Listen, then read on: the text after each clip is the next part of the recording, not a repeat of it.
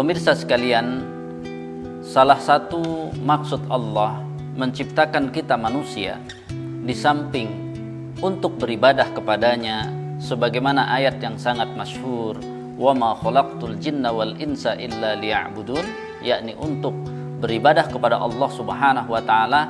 Maka kita juga sudah maklum bahwa awal penciptaan manusia itu inni ja'ilun fil ardi khalifah, bahwa kita juga diciptakan untuk menjadi khalifah, di mana di dalam Al-Quran khalifah ini ada dua ya, yang disebutkan. Yang pertama adalah surat Al-Baqarah ayat 30, yakni menghidupkan bumi itu sendiri dengan penghijauan lahan ataupun menanam pohon-pohon.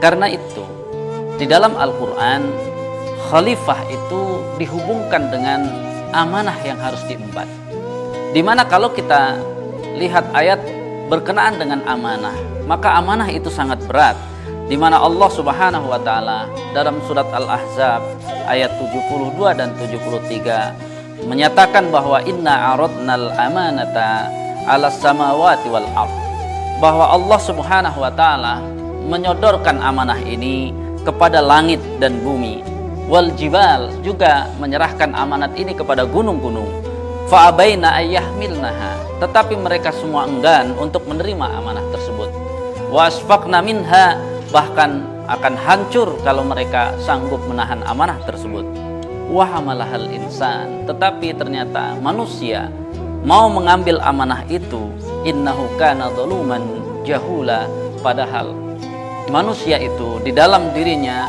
ada potensi kedoliman dan juga ada potensi kejahilan.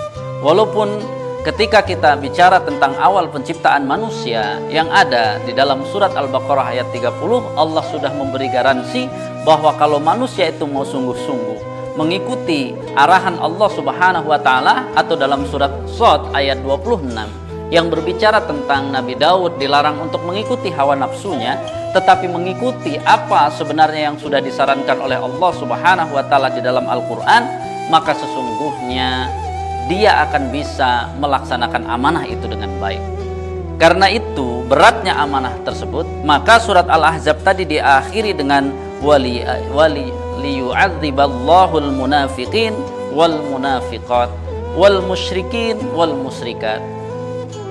Artinya Allah dengan amanat itu akan mengazab orang-orang munafik, Allah akan mengazab orang-orang musyrik, wa yatuballahu 'alal mu'minin wal mu'minat. Dengan amanat itu ternyata Allah akan menerima taubat orang-orang yang beriman. Maka di sini sudah sangat jelas, dalam melaksanakan amanah ini kita perlu banyak panduan, perlu banyak ilmu. Bahkan di samping melaksanakan ibadah, maka aturan-aturan Allah khususnya sangat khusus kepada lingkungan ini juga harus kita perhatikan. Menjaga lingkungan ini juga bagian dari ujian apakah dia munafik, musyrik, atau pilihan bagi kita. Manusia yang sempurna harusnya adalah kita harus menjadi orang yang beriman.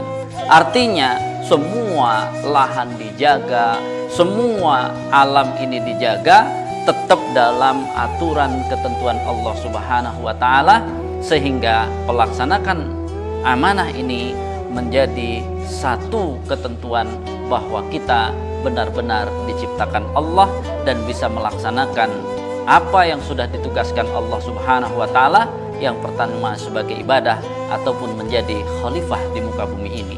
Tentu kita berharap diri kita dan anak cucu kita menjadi manusia-manusia yang bisa menjadi khalifah di muka bumi.